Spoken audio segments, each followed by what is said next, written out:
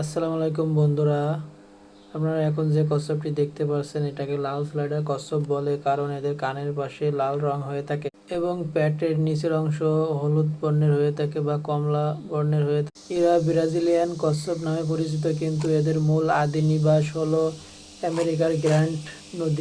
ফুল বিশ্বব্যাপী এদেরকে শৌখিন অ্যানিমেলস হিসেবে পালন করে থাকে। এদের চাহিদা ফুল বিশ্বব্যাপী অনেক জনপ্রিয়। এদের কয়েকটা কারণের জন্য মানুষ অনেক পছন্দ করে, যেমন এদের পিছনের দিকে একটা লেজ হয়ে থাকে, কিন্তু এশিয়া মহাদেশে যে কচ্ছপগুলো পাওয়া যায় সেগুলোর পিছনে কোনো লেজ হয় না। আপনিও চাইলে এমন সুন্দর একটা আপনার অ্যানিমেল সংরক্ষণশালায় রাখতে পারেন। এটা দেখতে খুব সুন্দর। এদের গড় আয়ু হয়ে থাকে 15 থেকে 60 বছর পর্যন্ত এরা বাঁচতে পারে।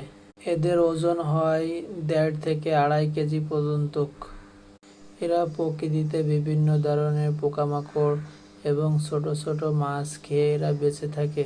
আপনি যদি শৌখিন প্রাণী হিসেবে অ্যাকুরিয়ামে পালতে চান, তাহলে বাজারে এদের জন্য এক ধরনের ফিড কিনতে পাওয়া যায়। সেগুলো কিনে আপনারা এদেরকে খাওয়াইতে পারবেন। এরা খুব শান্ত স্বভাবের হয়ে থাকে। এমন সুন্দর সুন্দর ভিডিও পেতে আমাদের অ্যানিমেলস অফ কিং ইউটিউব চ্যানেলটি সাবস্ক্রাইব করে পাশে থাকুন। ধন্যবাদ সবাইকে।